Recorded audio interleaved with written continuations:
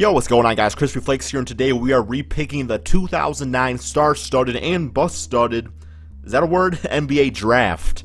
Of course, the draft that you saw the likes of Stephen Curry, Blake Griffin, James Harden, and other players come out of. What we have here, guys, is, as you can see, the prospect scouting right here. We have all the players, pretty much, from this NBA draft. You know, Blake Griffin, Tyreke Evans, all the top picks and all that good stuff here. What we are going to be doing is repicking the top 10 draft picks. And the way we're going to be doing this is kind of like a hindsight kind of thing, like knowing what we know now, of course.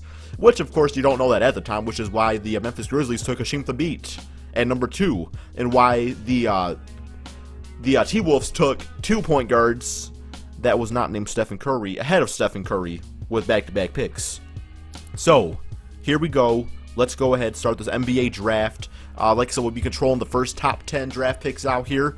And you guys can see all the correct order on here in a second. And, of course, you know, they got the Clippers at the number 1 draft pick. And looking at their team needs right here, they already do have a good young point guard. Don't mind the player to the left. Okay, whoever made this roster used real players to make the players. I guess it was easier, which James Harden does have a nice beard like Baron Davis did back in the day. But Baron Davis was previously on the Golden State Warriors before he was traded to the LA Clippers right here. So he was still in the prime of his career. They had Zach Randolph, Eric Gordon, a young sophomore DeAndre Jordan who was drafted the year before, Chris Kaman who was drafted back in 2003. But, you know, with the number 1 draft pick, you really just take the best player available. As we guys all know now, at this point, the best pick, in this case, going by the most talented player, the best college player at the time was probably Blake Griffin. He was beast at Oklahoma. But, with what we know now, number 1 pick, a future pick-and-roll dynamic with DeAndre Jordan alongside Stephen Curry from Davidson, who did amazing things at Davidson, by the way. I believe they made it to like an Elite 8 or Final 4 or something like that. But with injuries earlier on in his career, you know, ankle injuries and whatnot, Stephen Curry, and really people questioning his athleticism and things like that, Stephen Curry, of course, did fall to the Golden State Warriors. Lucky for them, right?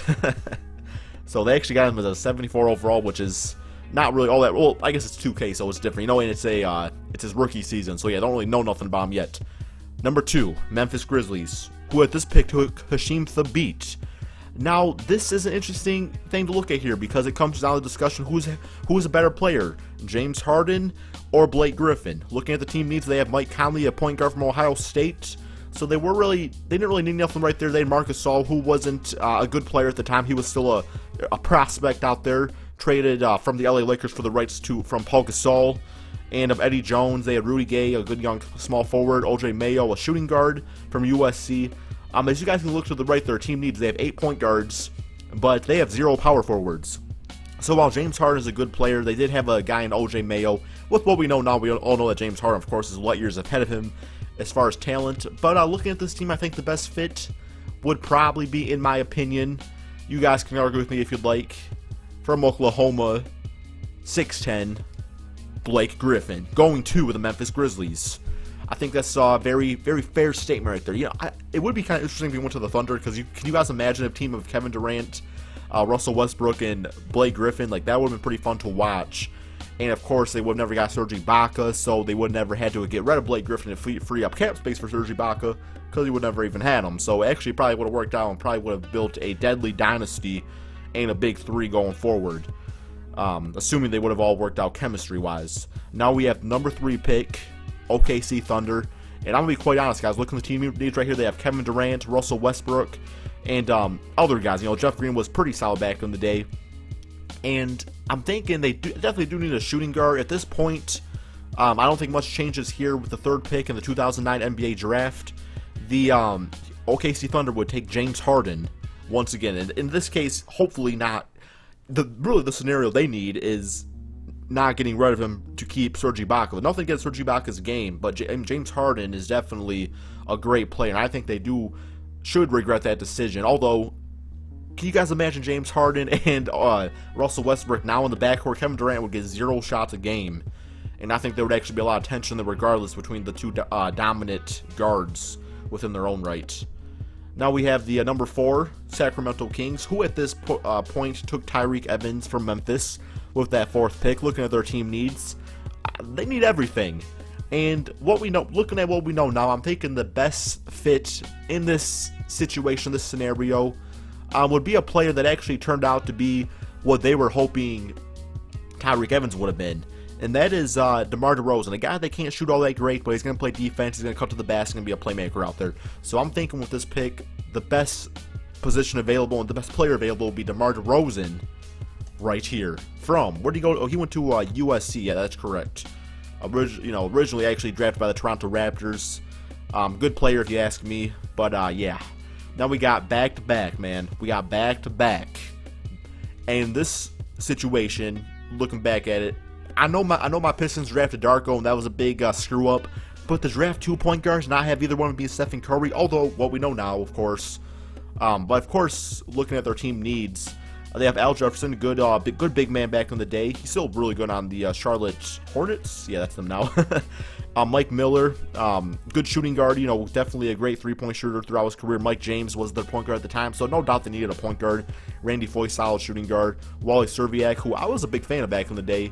Corey Brewer, Trenton Hassel, and Sebastian Telfair, who just turned out to be a big bust. He was supposed to be like some great generational player, and he just wasn't.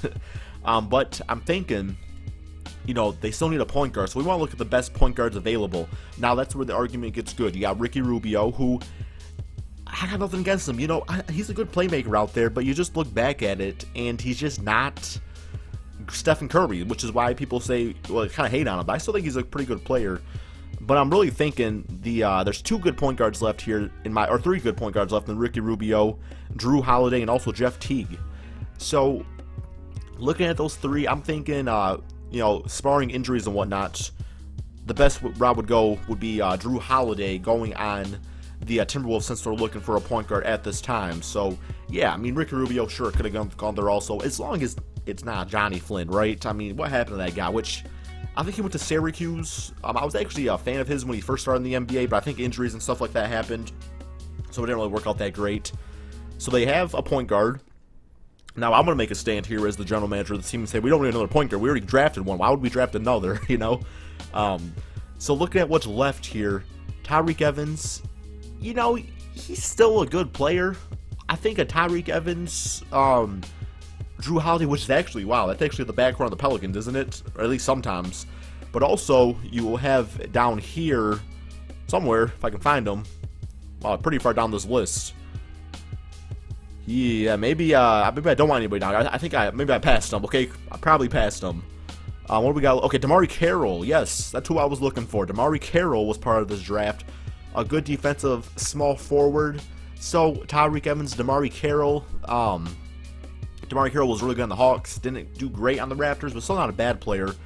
But I'm thinking a good scrapper out there is just what this team needs. And I'm thinking with this pick, I'm going to go with DeMarre Carroll to the Minnesota Timberwolves. So not bad, not a little bad back-to-back. Drew Holiday, DeMarre Carroll. You can definitely work with that and kind of build around that going forward. You're not really building. You need the superstar to fit that team, but these are good guys to put around a superstar, if you ask me, which might be Andrew Wiggins or Karl Anthony Towns. And now we got the 7th pick of the Golden State Warriors, who we all know turned out to be Stephen Curry, but in this case, he's not there anymore. So looking at their team needs, they have a ton of shooting guards. They have Jamal Crawford, Jason Richardson, Monte Ellis, and they got Matt Barnes and, Brandon Wright, guys like that. So looking at what's left right here, of course, they were looking for a point guard at the time, and they definitely don't need a shooting guard. So this is where I get a little iffy. You guys can agree to disagree with me on here. We got Ricky Rubio, who is a great playmaker, and putting him along all those shooting guards might be a good fit, especially with a guy like Monte Ellis. But you also have Jeff Teague, who is a pretty solid point guard on the Atlanta Hawks. So I don't know, who would you guys rather have, Jeff Teague or Ricky Rubio?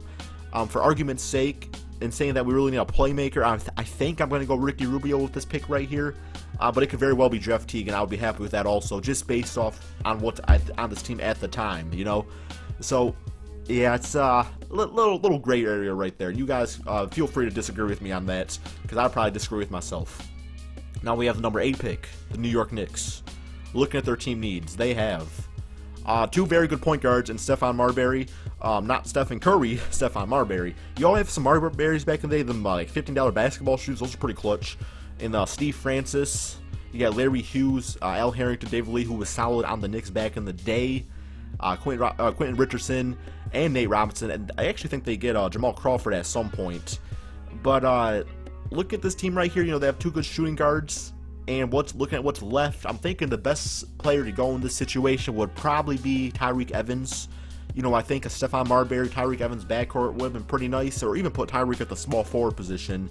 You know, you're doing your team a pretty good favor there, just because he's not an all-star or like a superstar like a lot of people thought he would be, but still a good player. You know, I had nothing against Tyreke Evans. Not everybody's going to turn out to be a great player, but he's still a solid player.